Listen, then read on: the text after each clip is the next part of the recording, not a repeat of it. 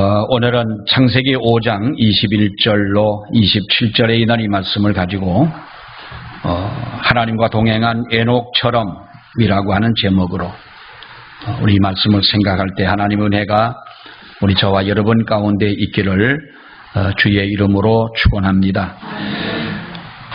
우리가 성경을 보게 되면 아담 이후로 인류의 역사는 거대한 두 흐름으로 이렇게 흘러가고 있는 것을 볼 수가 있습니다. 하나는 바로 아벨의 후손이라고 할 수가 있겠습니다. 매사에 하나님을 찾는 후예들이고 하나님을 섬기는 사람들, 다시 말하면 우리가 구원의 어떤 역사 속에 하나님 앞에 택함을 받고 하나님을 중심에서 살아가는 이러한 아벨의 후손들이 있는가 하면, 반면에 다른 흐름이 있다면 그것은 바로 가인의 자손들, 가인의 어떠한 그 족보라고 할 수가 있겠습니다. 성경에는 말씀합니다. 뱀의 후손이라고도 이렇게 말씀을 합니다마는 바로 이와 같은 그 가인의 후손들 또 아벨의 후손들, 이렇게 언제나 이 두 갈래의 바로 그 민족의 흐름은, 인류 역사의 흐름은 만날 때마다 바로 이들에게는 하나의 커다란 문제가 생겨지게 됐던 것이지요. 우리가 보면은 가인의 후손들이라고 하는 이 사람들은 어떤 문제를 만났을 때에 하나님을 찾기보다는 자기들의 중심으로, 자기들의 노력으로, 인간의 힘으로 문제를 해결을 하려고 하는 그러한 부류의 사람들이었고, 아벨의 후손들이라고 하는 이 사람들을 보게 되면 어떤 문제가 있든 없든 매사에 모든 것을 하나님 앞에 맡기고 하나님 중심으로 살아가는 바로 그들이었습니다.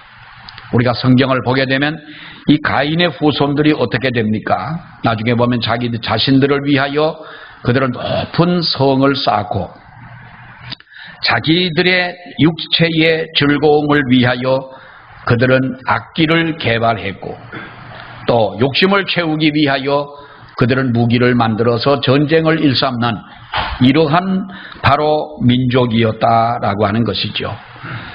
그래서 인류에는 항상 두 흐름의 충돌이 일어나고 있다는 것입니다. 경건한 아벨의 후예들과 어떻게 보면 사악한 가인의 후손들이 만났을 때에 바로 그들은 충돌을 일으킬 수밖에 없는 것입니다. 이것을 가지고 우리는 또 다른 말로 영적 전쟁이다라고도 표현할 수가 있겠습니다. 이러한 영적 전쟁은 그때뿐만 있는 것이 아니고 우리가 지금도 우리의 인류의 역사 속에는 이러한 영적인 전쟁이 지금도 진행되고 있다라고 하는 것이죠. 그래서 우리 믿음을 가지고 살아가는 성도들이라면 우리가 영의 눈을 떠야 하고 하나님의 주시는 지혜를 가져야 하고 우리들이 분명히 깨어 있어야 하고 분별하는 능력으로 살아가는 우리들이 되어져야 할 줄로 믿습니다. 오늘 본문의 말씀을 보게 되면 하나님의 후예들 가운데 있는 에녹이라는 인물을 소개해주고 있습니다. 어찌 보면은 에녹이라고 하는 이 사람은 그 하나님을 찾는 모든 후예들의 어쩌면 대표로 할 수 있는 그 모델의 신앙의 사람이 아니냐라고 할 수가 있겠습니다.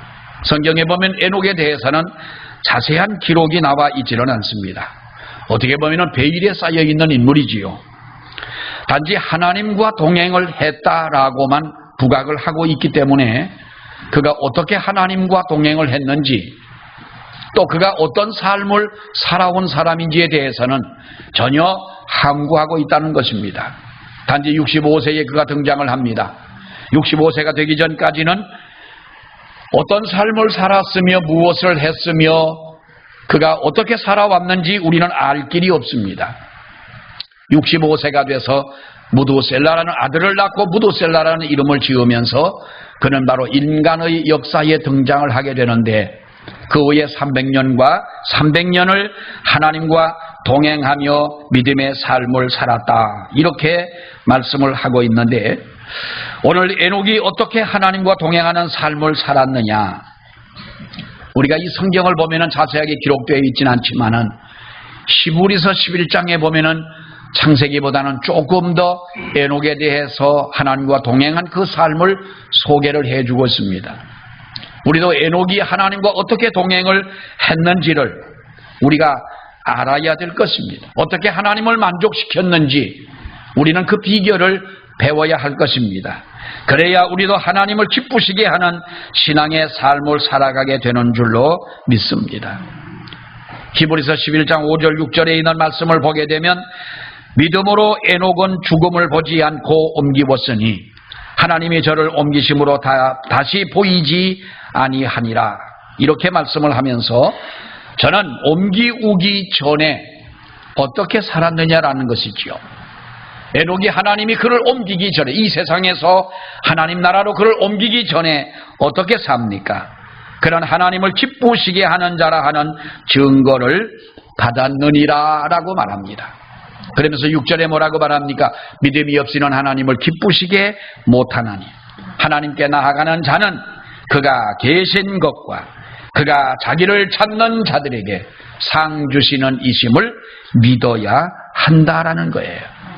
여러분, 하나님의 후예로서의 삶을 살아가기를 원한다면 우리도 에녹의 신앙, 다시 말하면 하나님과 동행하는 믿음, 우리가 하나님을 정말로 기쁘시게 해드릴 수 있는 신앙의 삶을 살아가는 저와 여러분이 되시기를 주의 이름으로 축원합니다.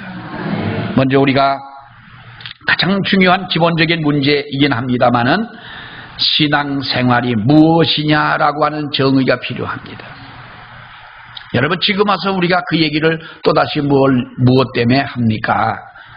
라고 말하시는지 모르겠습니다. 제가 옛날에 종종 말씀을 드렸습니다마는 어떤 장로님이 그럽니다. 성경 공부를 하면서 하나님은 누구시냐라는 주제를 가지고 이제 그 강의를 하고 마쳤더니 집에 가가지고 전화를, 그분은 집에 가기만 마치면 은혜 못 받으면 쏜살같이 갑니다. 아무하고 인사도 안 하고 장로님이신데 쏜살같이 가가지고 5분도 안 돼갖고 전화를 합니다. 목사님, 지금 강의가 도대체 누구를 위해 누구를 들으라는 거예요? 아니, 거기 모인 사람이 장로, 권사, 집사들 다 하나 예수 믿는지 벌써 수십 년이 된 사람들이 있는데 하나님이 누구냐고 지금 물으시면은 그게 목사님 지금 우리가 가르칠 겁니까?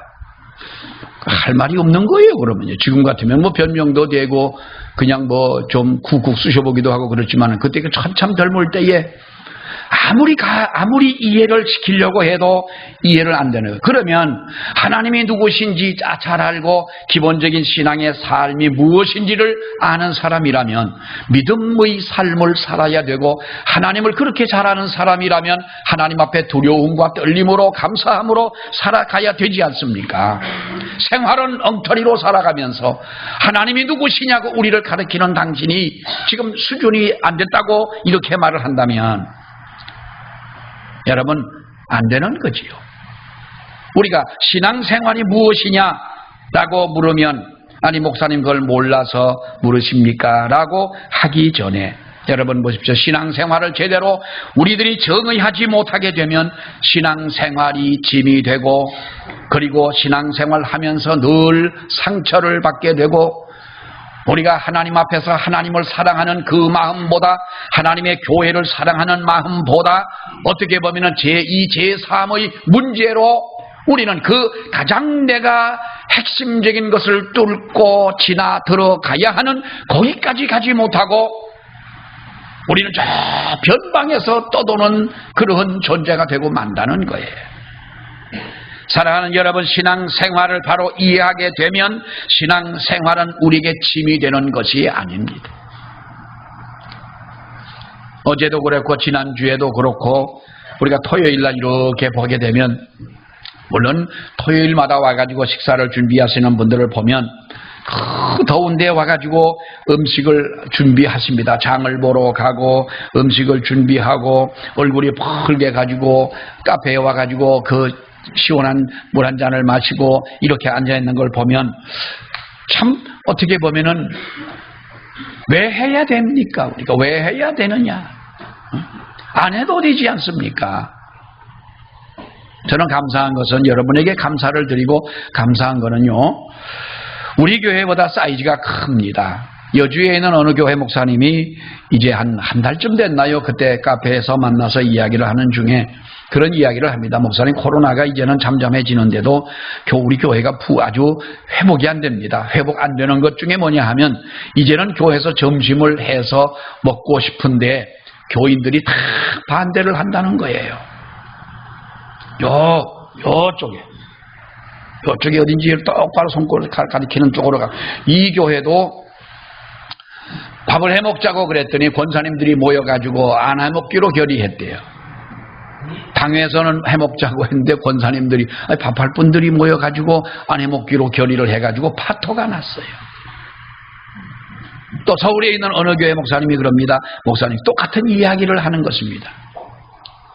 그래서 우리 교회 보고 묻길래 우리는 5월 달부터 점심 식사를 해먹습니다. 코로나 이제는 그걸 피해가지고 우리가 언제까지 살겠습니까? 점심을 해먹고 오후 예배 같이 함께 드리고 그렇게 해야죠. 아주 부러워하는 거예요. 아니 교인들이 뭐라고 안 그래요? 모르겠어요. 집에 가서 뭐라고 그런지는 몰라도 교회에서나 내 앞에서는 아직까지는 아무 말도 안 하고 열심히 하는 것을 보니까 정말 감사하지요. 신앙생활을 제대로 정의하지 못한다면 모든 것이 내게 짐이 될 수밖에 없어요. 그러나 내가 정말로 하나님을 믿으며 믿음으로 사는 삶을 이해하고 이것이 정립이 되어지고 내가 하나님의 말씀 위에서 나의 신앙이 온전히 세워진 그런 믿음이라면 어떠한 집이라 할지라도 내가 지고 가야 할 그 십자가를 짊어지고도 오히려 나의 부족함을 깨닫게 되고 어떠한 일을 만나더라도 하나님 앞에 범사에 감사하게 되는 줄로 믿습니다. 사랑하는 여러분, 신앙은, 우리의 신앙생활은 나를 기쁘게 하는 것이 아니라 하나님을 기쁘시게 하는 삶인 줄로 믿습니다. 나를 통하여 하나님을 기쁘시게 해드리는 것이, 이것이 믿음이고 이것이 우리의 신앙생활이라고 하는 것이지요. 그런데 여러분, 지금은 어떻습니까? 인간 중심의 세상이 되었습니다. 하나님이 만드신 최초의 이 세상을 만드시고 하나님이 기뻐하셨던 그 하나님의 뜻과는 정반대의 길을 가고 있습니다. 하나님을 그토록 사랑했던 아벨을 돌로 쳐 죽인 가인의 그 후손들이 지배하는 이 세상이 되고 말았다는 것입니다. 어쩌면 하나님을 믿는 우리 교회나 성도들에게도, 사랑하는 여러분, 하나님도 나를 위해 있고 교회도 나를 위해 있어야 하고 천하 모든 사람이 나를 위해 있다고 말하고 생각하는, 우리는 이런 세상을 살아가고 있지 않느냐. 어쩌면 여러분, 신앙마저도 나를 위해 있는 신앙이고 나를 기쁘게 하기 위하여 하나님이 존재하는 것이고 나의 부족함을 채워주기 위해서 언제나 하나님은 일구처럼 이렇게 준비하고 있는 그런 하나님으로 우리가 오해하고 있지 않느냐. 이것은 여러분 대단한 착각이 아닐 수가 없습니다. 며칠 전에 그렇게 비가 많이 오고 홍수가 나고 다녀보니까 정말 이런 그 강가 개울이 여러분 망가진 곳이 한두 군데가 아닙니다. 엄청난 비가 오지 않았습니까? 용문에 있는 어느 아파트에 15층에 사는 분이 파출소로 전화를 했답니다. 우리 집에 지금 물이 안 나오는데 경찰들이, 당신들이 나와가지고 관리소에 가가지고 왜 물이 안 나오는지 이유를 좀 알아달라는 거예요. 파출소에다가 전화를 했더래요. 어떤 아주머니가 아침 일찍. 그래서 경찰이 전화를 받아가지고, 아니 아주머니, 그거는 아주머니가 내려오셔가지고 관리소에 가서 알아보셔야지, 우리가 지금 경찰이 민원도 많고 그런데 어떻게 바쁜데 거기까지 가서 그것까지 알아드립니까? 그건 아주머니가 알아서 하셔야지요. 아니 경찰이, 또 그런 사람들이 꼭 앞에다 붙이는 그 수식어가 있잖아요. 경찰이 뭐예요?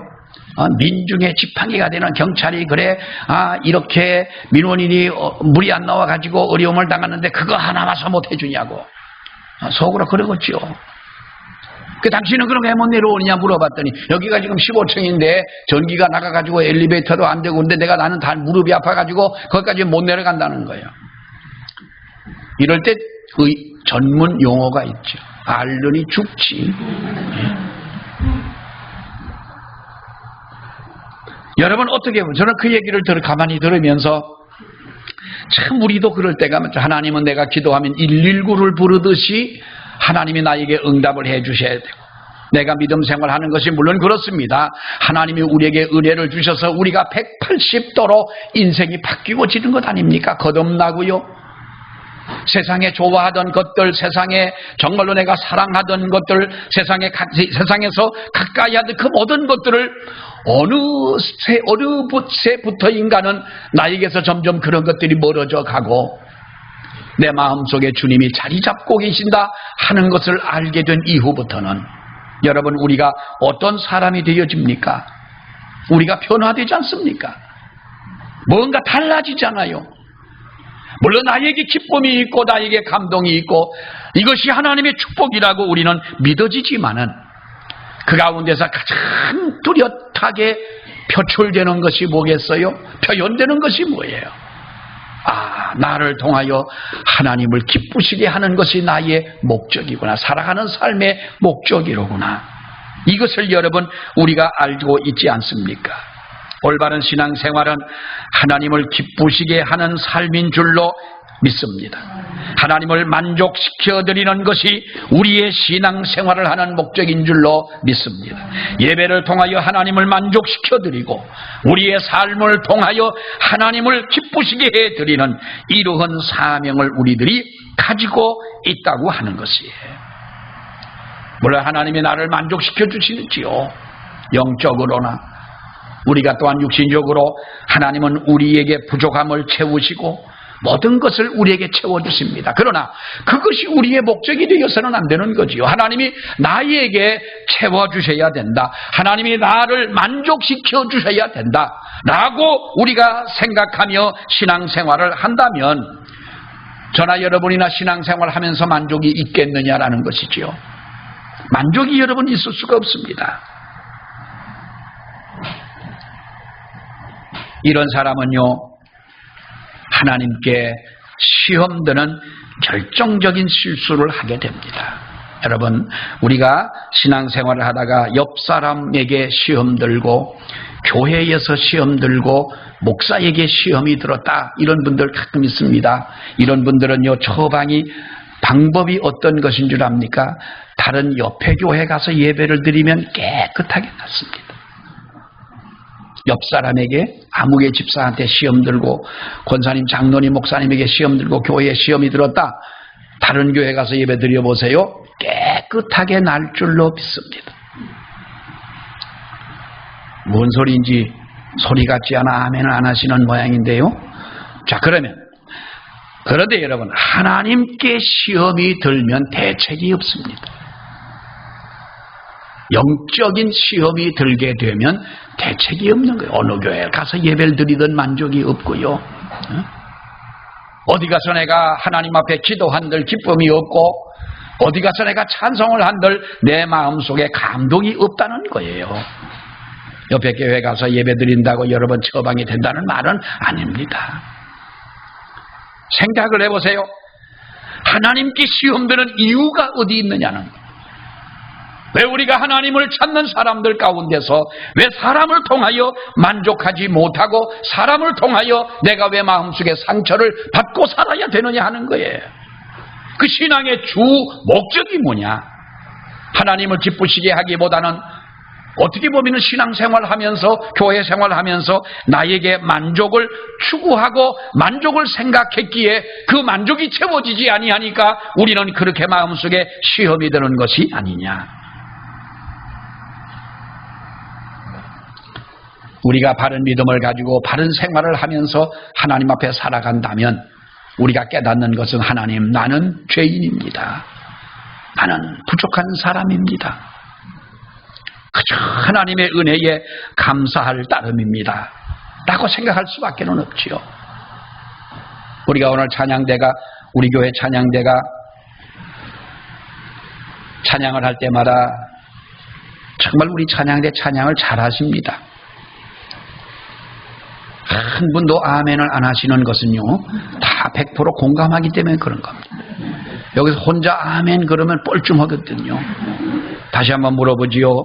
우리 교회 성가대는 찬양을 정말 잘하십니다.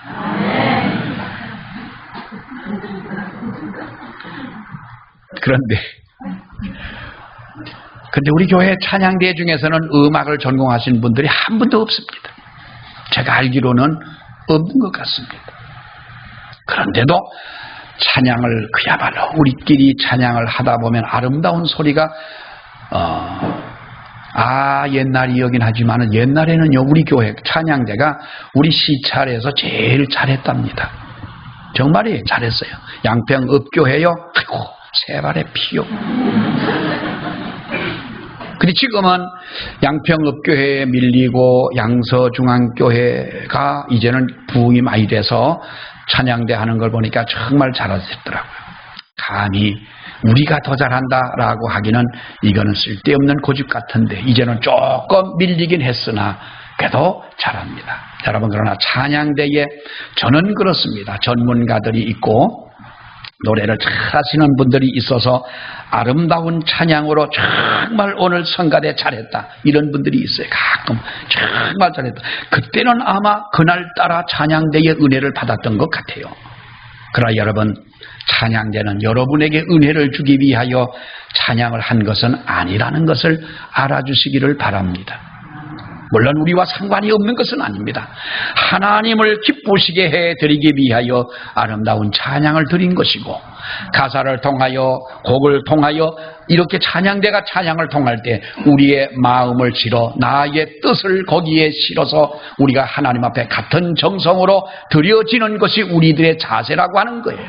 모든 것이 합력하여 하나님 앞에 영광을 돌리고 하나님을 기쁘시게 하기 위한 것이 바로 찬양의 목적이 아니더냐.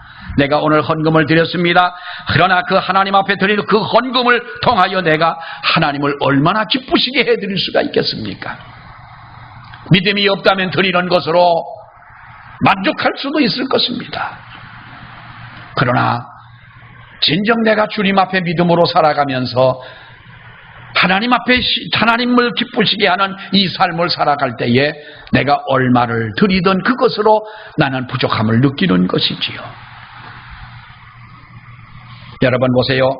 가인의 후예와 아벨의 후예의 차이점이 뭐냐?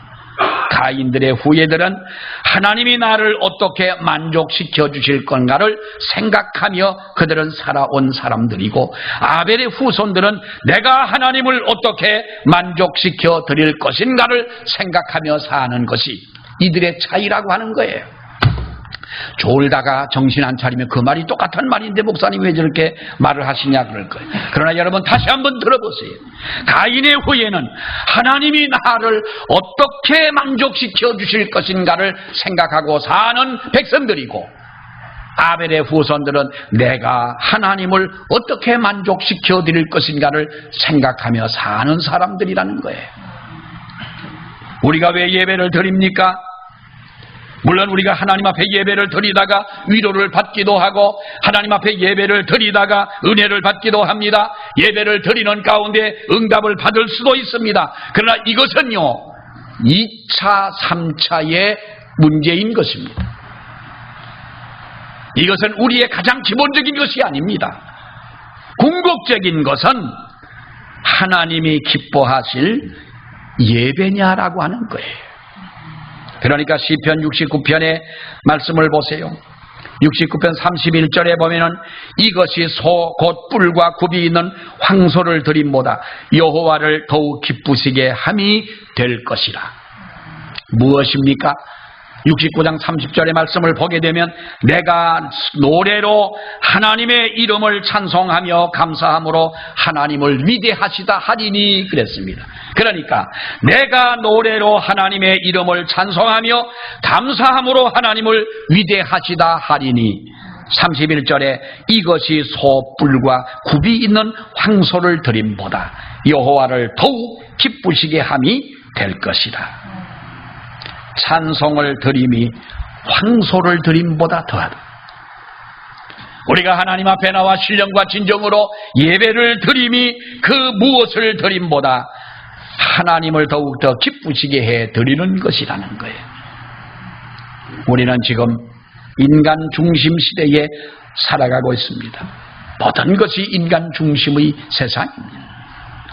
어떻게 보면 마치 병아리가 어미닭 덕분에 이제 알에서 막 깨어 나오려고 하는데 자기의 힘으로는 계란의 껍질을 깨뜨리기가 여간 어렵지가 않습니다. 정말 죽을 힘을 다하여 병아리가 여러분 깨어 나오지 않습니까? 여러분 생각을 해보십시오. 그 작은 알 속에 병아리가 서 있는 게 아니잖아요. 다 꼬부리고 있어요. 여기서 꼬부린 그 상태에 힘을 쓸 수 없는 그 작은 부리를 가지고 나를 둘러싸고 있는 그 껍질을 어떻게 깹니까? 보다 못한 어미닭이 이상하게요, 주둥이가 있는 쪽을 더 어미닭이 알아서 주둥이 있는 쪽에 구멍을 조금 내주고 야속하게, 암탉이니까 여자겠지요? 예, 팬네가 야속하게 지 새끼인데도 요만큼만 뚫어놓고는 가만히 있는 거예요. 거기다가 부리를 내쪼면서 그 껍질을 깨고 나온 놈은 여러분 병아리가 되고 생명체가 되는 것 아닙니까? 생각을 해보세요. 여러분, 우리가 우리를 둘러싸고 있는 인간 중심의 사상과 나를 유익하게 하기 위한 이기적인 모든 것들이, 더러운 것들로 나를 둘러싸고 있는 인간 중심의 이 껍질을 우리들이 깨지 못한다면 우리는 하나님이 주시는 새로운 세계와 은혜의 세계와 축복의 그 은총을 알 수가 없는 거예요. 그것을 깨닫지 못하고 죽고 마는 인생이 되지 말지 않습니까? 에녹은 하나님과 동행함으로 하나님을 기쁘시게 한 사람이었다 그랬습니다. 여러분, 무엇으로 하나님을 기쁘시게 했나요?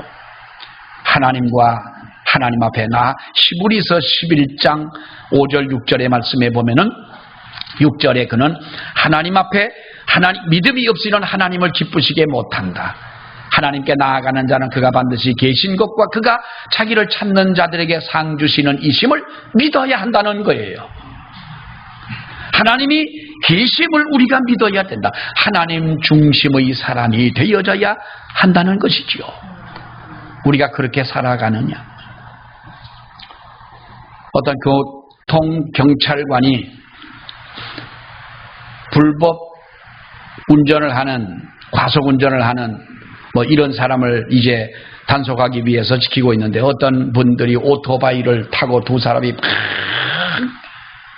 비비비비비비 하면서 갑니다. 헬멧도 안 쓰고. 그러니까 경찰이 이쪽으로 오라고 잡았어요. 잡고 보니 두 사람이 목사님들이에요. 신분증을 달라고 그러니까 이 젊은 목사님들이네. 젊었으니까 그럴 수도 있지. 자기도 주일학교 때 교회 안 가본 사람이 누가 있겠어? 자기도 주일학교 때 교회를 가봤고 목사님이 어떤 분인지 아는데 딱지를 떼려니 미안하고 해서 주의만 줬어요. 목사님, 잘 아실 만한 분들이신데 왜 이렇게 오토바이를 타십니까? 위험하시니까 다음부터는 꼭 오토바이를 타시더라도 두 분이 타시는 건 상관이 없으나, 두 분이 정원이니까 두 분이 타시는 건 괜찮지만 헬멧도 쓰시고 옷도 잘 입으시고 그리고 이렇게 법을 지켜서 타주시기를 바랍니다. 그랬어요. 사고 날 수도 있으니까 위험합니다. 그랬더니 딱지를 안 떼고 놔주니까 좁아가지고 이 목사님이 하는 말이, 걱정하지 마십시오. 우리 주님이 같이 타고 계십니다. 그랬어요. 딱지를 안 떼려고 가만히 생각을 해보다가 화가 나거든. 그러면 신분증 주십시오. 딱지를 떼야 되겠습니다. 조금 전에 안 뗀다고 그러지 않습니까? 아니요, 정원 초과를 하셨습니다. 나는 목사님 두 분인 줄 알았는데 예수님도 타셨다면 세 분이 오토바이는 세 사람이 타면 안 돼요. 고소하게 딱지를 찢겼대요. 딱지를 끊었대요. 우리가 세상을 살아가면서 오토바이 타고만 그런 것이 아니라 세상을 살아가면서 우리가 그럴 때가 많지요. 믿는 사람이라고 하는 것은 세상 모든 사람이 다 아는데 어쩌면 우리가 주님을 정말로 나쁜 이름으로 덕이 안 되는 그런 생활로 주님을 판고 사는 우리들이 아니냐. 그러니까 성경이 말하지 않습니까? 11장 6절에 보면 하나님과 동행하는 것을 여기에 보면 한 서너 가지로 정확하게 말합니다. 하나님과 동행하는, 그래서 하나님 앞에 들림을 받은 에녹이 어떻게 살았느냐? 하나님께 나아가는 자요. 자로 살았고 반드시 그가 계신 것을 믿어야 하고 상 주시는 이심을 믿어야 한다는 이 말은 에녹이 그렇게 살아갔다는 것이죠. 하나님께 나아가는 것, 이 중에 우리가 두 가지를 보면은 하나님께 나아간다는 말과 하나님을 찾는다라고 하는 이 말은 예배라는 말과 같은 말이라고 하는 거예요. 하나님이 우리를 왜 창조하십니까? 하나님과 교제하라는 말이에요. 사람과의 교제도 여러분 귀합니다. 세상이 주는 것도 여러분 우리에게 감동이 되잖아요. 요즘에 보면 TV를 보다 보면 아주 어린 아이들이 나와서 노래를 잘하는데 포항에 있는 전유진이라는 고등학교 1학년짜리 여자아이가 이쁘게도 생겼는데 노래를 얼마나 잘하는지 제가 볼 때는 참 노래를 잘해요. 어느 날 바로 그가 부르는 그 아이가 나오길래 그 노래를 끝날 때까지 봤더니 마음에 뭐가 와요? 감동이 오는 거예요. 목사님이 세상 노래 듣고 무슨 감동을 받습니까? 떨어지는 감을 주워 먹으면서도 감동 안 됩니까, 여러분? 그것도 감동입니다. 감동은 오나 진정한 생명의 능력은 없는 것이죠. 찬양과는 다른 것이죠. 하나님이 왜 우리를 창조하셨느냐? 하나님 앞에 예배하라는 거예요. 여러분 가만히 생각을 해보세요. 우리가 아이가 낳습니다. 그럼 제일 먼저 뭘 하게요? 탯줄 자르고 나서 뭐 합니까? 목사님 불러갖고 예배 드립니다. 어떤 때는요 좀 미안하기도 합니다. 지금은 뭐 병원을 마음대로 못 가지만은 이 산부인과 병원을 가가지고 옆에서 금방 애 낳아가지고 힘들어하는 지금은 한 방 이렇게 있습니다만은 옛날에는 여러 사람 있는데 가가지고 거기만 둘러서서 예배를 드리면 참 위생상도 문제가 될 수도 있지만은 애 낳았다고 예배를 드립니다. 살아가면서 우리가 예배를 드립니다. 인생 다 살고 나서 죽었다고 처음에 또 예배를 드리지 않습니까? 참 예배 많잖아요. 기쁜 일이나 즐거운 일이나 슬픈 일이나 힘든 일이나 하나님 앞에 우리가 예배를 드립니다. 제가 어제도 말씀을 드렸지만 어떤 분이 전화를 했습니다. 그때 핸드폰이 없을 때 목사님이시오? 말투가 그렇습니다. 예, 안녕하세요. 우리 집에 빨리 좀 오시오. 왜요? 무슨 일이신가요? 빨리 오라면 좀 오시오. 빨리 오라니까 목사가 갈 때는 한 의사는 침통이나 들고 가잖아요. 목사는 정경 찬송을 들고 갔어요. 개울 건너 갔더니 예배를 드리시오. 무슨 예배냐고 물어봤죠. 아니 왜 예배를 드리시려고 그러냐 물어봤더니 일단 예배 드리고 나면 얘기를 한다는 거예요. 아니 나는 뭐라고 얘기를 해야 성경을 어디를 보든 찬송을 뭘 보든 하지. 예? 아니 무조건 예배를 드렸어요. 무조건 예배를 드렸어요. 그 예배는 지금까지 드린 예배 중에 무조건 예배예요. 예배를 드리고 축도를 마치고 끝났는데 뭔 얘기를 하려나 생각을 했더니 이 양반이 하는 말이 밖으로 나가재요. 나갔더니 큰 다라에 잉어를 한 마리 잡아놨는데 잉어가 얼마나 큰지요. 여기서부터 이렇게 큰 다라에 휘었어요. 저수지에서 내려와 가지고 어떻게 하다가 잘못 이놈이 논두렁 또랑으로 들어와 가지고 또랑에서 튀어서 콩밭으로 올라가서 콩밭에 올라가 김을 매다가 흔들려서 가보니까 잉어인데 저놈을 억지로 지고 왔다는 거예요. 엄청나게 큰 거예요. 난 큰 잉어 잡았다고 예배 드려달라는 분은 그분밖에 없어요. 그래서 속으로 순간적으로 그리고 저 잉어를 낳을 주려고 그러시나 보다 그랬어요. 목사님 우리 집사람이 서울 가서 아파서 있잖아요. 내가 이거 짊어지고 지금 서울 가려고 그런다는 거예요. 짊어지고 서울로 휙 가시는 거예요. 그 예배는 무조건 예배였는데 알고 보니 잉어 예배였어요. 어떻게 보면 참 어처구니도 없고 어떻게 그런 성도가 있을까라고 생각도 되어지고 그렇습니다만 그러나 지금은 그런 예배를 갈망하는 마음조차도 없다는 거예요. 지금 예배조차도 점점 사람 중심이 되어져 가는 거예요. 우리가 누구를 들으라고 찬양을 합니까? 누가 들어달라고 기도를 하는 겁니까? 누가 봐달라고 여러분 예배를 하는 것입니까? 유명한 철학자 키엘케골이 그런 말을 했지요. 예배는 한편의 연극이다 그랬습니다. 한편의 연극이다. 연극의 3요소가 뭐겠어요? 무대가 있어야 하고 배우가 있어야 하고 관객이 있어야 되잖아요. 아이고, 유명한 연극 연출 감독이 저기 앉아 계신데 제가 또 아는 소리를 해서 번데기 앞에 주름을 잡으려고 하니 미안하긴 하지만 번데기는 당신이요. 내가 번데기 앞에 주름을 잡는다고 그랬잖아요. 맞지요? 뭐 그 말이 맞지요? 연극을 혼자 하면 무슨 소용이겠어? 연극은 무대가 있어야 되고 배우가 있어야 되고 그 다음에 중요한 것은 관객이 있어야 되는 이 키엘케고리 한 말이에요. 여러분, 교회는 무대라는 것입니다. 그럼 배우는 누구요? 배우야 당연히 주연 배우와 목사님 아니겠습니까? 그리고 조연 배우는 찬양되고 뭐 이런 사람들 아니겠습니까? 그럼 관객은 누구요? 관객은 그럼 우리 성도들 아닙니까? 발작 깨고 앉아가지고 이런 마음을 가지고 예배를 드리신다면 아마도 이렇게 생각하실 겁니다. 목사가 설교가 조금 뭐 하면 오늘 목사님 설교가 조금 뭐 지난번 것도 재탕도 하시고 뭐 별로 준비도 안 하고 기도도 안 한 것 같고 찬양인데 오늘 들어보니까 뭐 화음도 안 맞고 어떤 사람은 저 찬양 부르면서 왜 인상을 쓰고 불러노 뭐 하면서 별단 소리를 다 할 거예요. 만약에 그렇다면 여러분 보세요. 키엘케고리 말한 한편의 연극이라고 하는 말은 목사나 성도들의 모든 사람들은 다 배우들이에요. 그리고 교회는 무대인 것이에요. 그럼 지금 우리의 이 연극을 바라보시는 분은 누구시냐?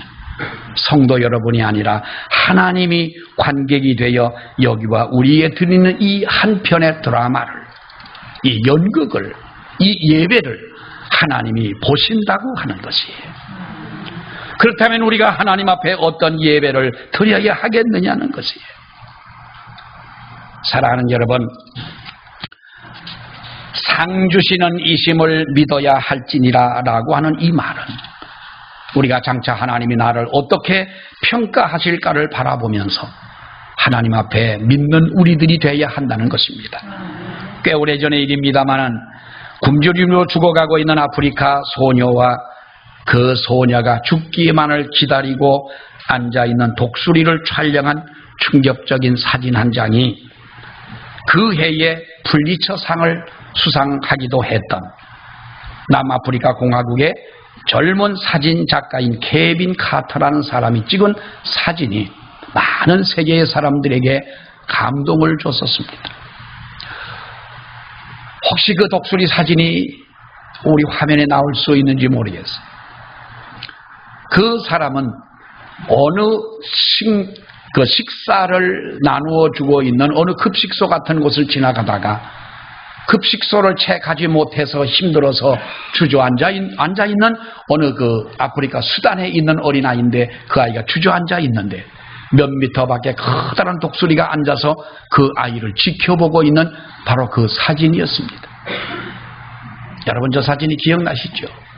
풀리처상을 받은 바로 그 사진이었어요. 그런데 이 사진을 찍었던 케빈 카터는 2달 후에 자살을 해서 죽고 맙니다. 왜 그러냐 하면은 세상의 모든 사람들이 저 그림을 보면서 큰 충격을 받았습니다마는 그 아이를 왜 살려주지 않았느냐. 독수리가 죽을 때까지, 아이가 죽을 때까지 기다리도록 쳐다보고 그걸 사진을 찍어가지고 꼭 그렇게 풀리처상까지 받아야 됐느냐. 그래서 그 사람은 2달 후에 자기 차 안에서 자살을 해 죽고 맙니다. 왜냐하면 그 많은 사람들의 그 여론을, 자기를 질타하는 그 말을 끝까지 견딜 수가 없었던 것입니다. 그러나 그것은 하나의 오해였던 것으로 나중에 밝혀졌지요. 급식소로 가는 중에 쓰러진 아이를 발견하게 됩니다. 그 아이를 찍으려고 하는데 독수리 한 마리가 날아와 가지고 탁 앉았습니다. 공교롭게 그 순간에 이 사람이 찍었던 겁니다. 그리고 독수리는 금방 날아가 버리고 말았답니다. 그리고 나서 그 사진만 이제 세계적으로 다른 사람들에게 큰 충격을 주게 됐던 것인데, 사람들의 이야기는 그렇습니다. 우리가 먼저 무엇을 했어야 됐느냐는 것이죠. 물론 그 사진의 실질적인 내용과는 관계가 없습니다만, 사랑하는 여러분 보십시오. 예배하는 것이나 우리의 살아가는 삶이나 하나님이 보실 때에 우리를 어떻게 보실 것이냐. 정말 내가 하나님과 동행하고 있느냐. 에녹처럼 하나님과 동행하는 저와 여러분이 되시기를 주의 이름으로 축원합니다.